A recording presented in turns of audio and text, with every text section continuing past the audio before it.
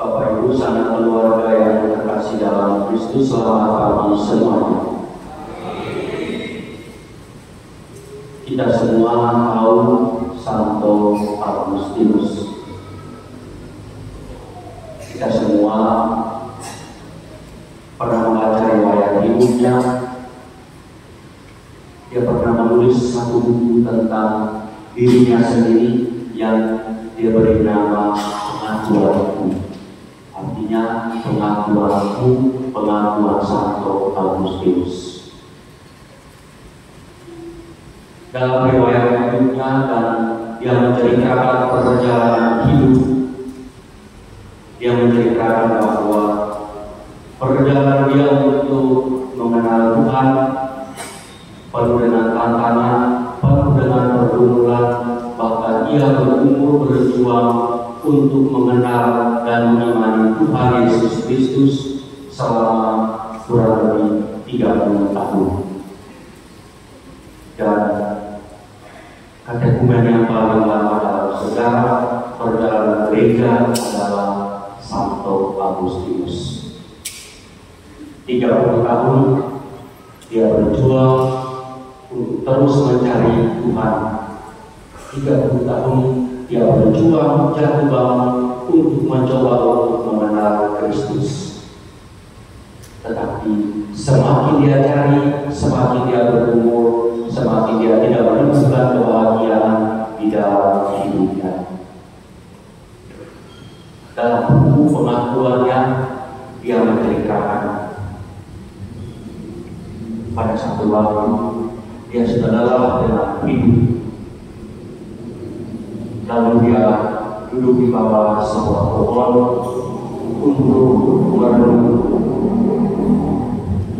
Tiba-tiba dia mendengar ada suara dari sebuah rumah dan suara belakang dari seorang anak kecil.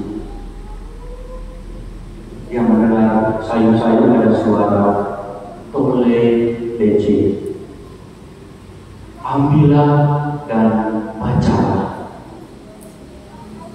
Santo Agustinus kemudian kaget dan dia mencari tahu sumber dari suara itu. Dan dia menceritakan pengalamannya kepada seorang temannya. Dia bilang, saya dengar suara ambillah dan bacalah. Tapi apa yang mau saya ambil? Apa yang mau saya baca?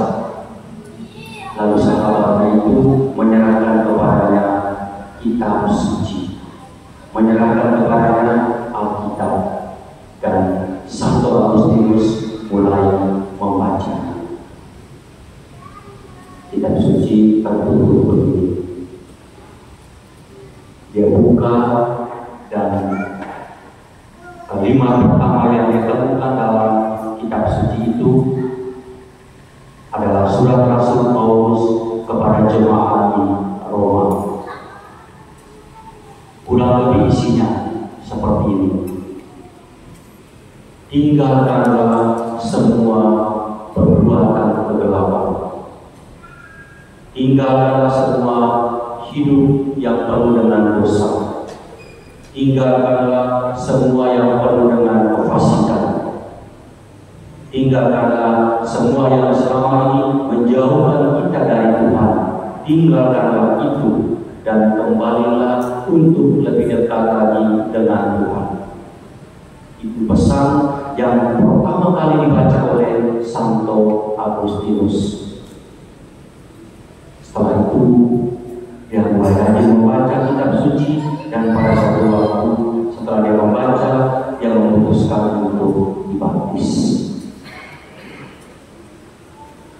Bapak Ibu sangat yang terkasih dalam Kristus, kitab suci adalah sumber cahaya pelita bagi kita umat beriman. Kita hidup di tengah-tengah dunia itu seperti kita berziarah di padang gurun yang gersang. Kita seperti orang yang sedang berjalan di tengah padang gurun yang panas, gersang, dan tidak ada air. Dan di saat itulah kitab suci harus menjadi sabda kekuatan, sumber yang justru meneguhkan kita, menguatkan kita, membimbing kita, dan terus mengantar kita pada jalan yang dikehendaki oleh Tuhan. Kita hidup di dunia ini seperti sebuah perahu, sebuah hidup yang ada di tengah-tengah samudra yang diombang-ambing oleh gelombang. Kita hidup dengan situasi di mana ada masalah-masalah besar yang datang dalam hidup kita. Kadang-kadang kita tidak sanggup untuk menghadapinya. Di saat itulah, seperti kata pemazmur tadi, sabda-Mu ya Tuhan adalah roh dan kehidupan. Di saat-saat seperti ini kita membutuhkan sabda Tuhan. Dia yang meneguhkan kita juga. Dia yang menguatkan kita. Dia yang menuntun kita agar Dia bisa membawa kita untuk terus berlayar dan akhirnya sampai di pelabuhan yang dikehendaki oleh Tuhan. Sebagai orang-orang beriman, kalau hidup kita jauh dari kitab suci, kita bukan orang beriman. Sebagai orang-orang beriman, kalau hidup kita diwarnai dengan kita malas membaca kitab suci, merenungkan kitab suci, dan menghidupi kitab suci, kita bukanlah orang-orang beriman. Karena bagaimanapun juga kitab suci adalah sabda Tuhan. Kitab suci adalah surat cinta dari Tuhan untuk kita semua. Lewat kitab suci, Tuhan menyampaikan banyak hal kepada kita. Lewat sabdanya, Tuhan memberitakan banyak-banyak hal yang mau Dia sampaikan kepada kita semua.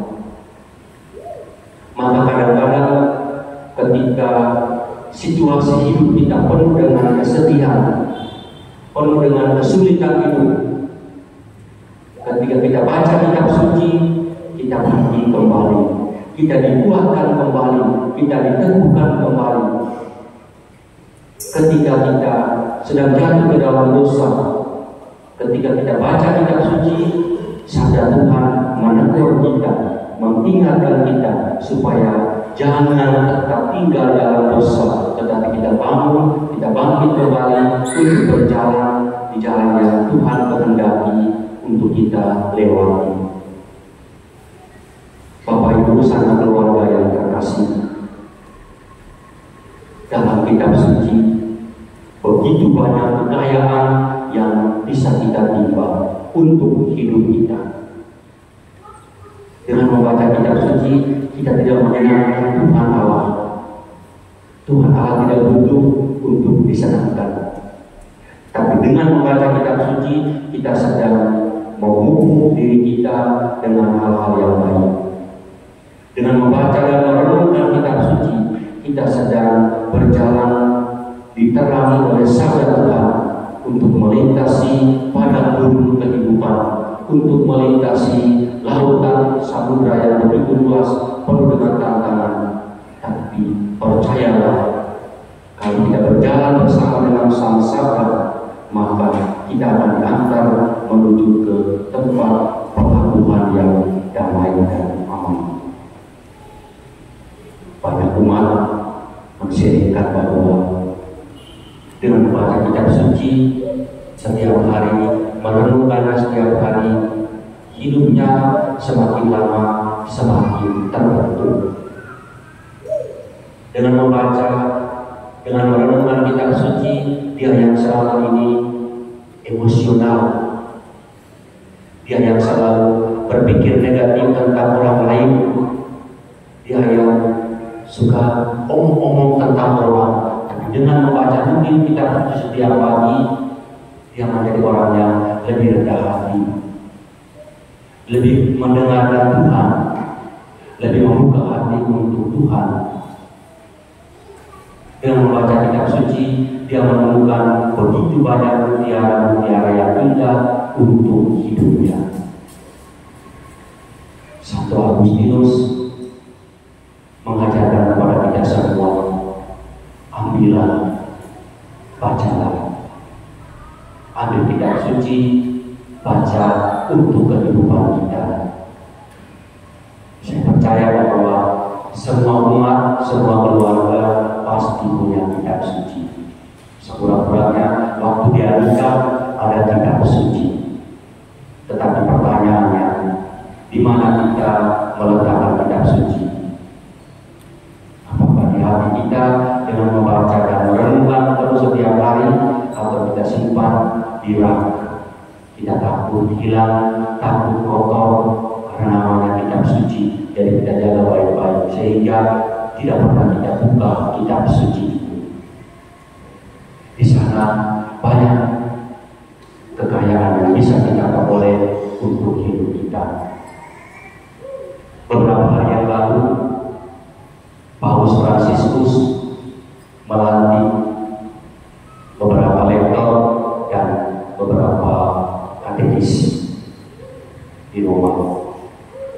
Dalam permenungannya dia mengatakan, kembalilah kepada kitab suci, kembalilah kepada sabda Tuhan,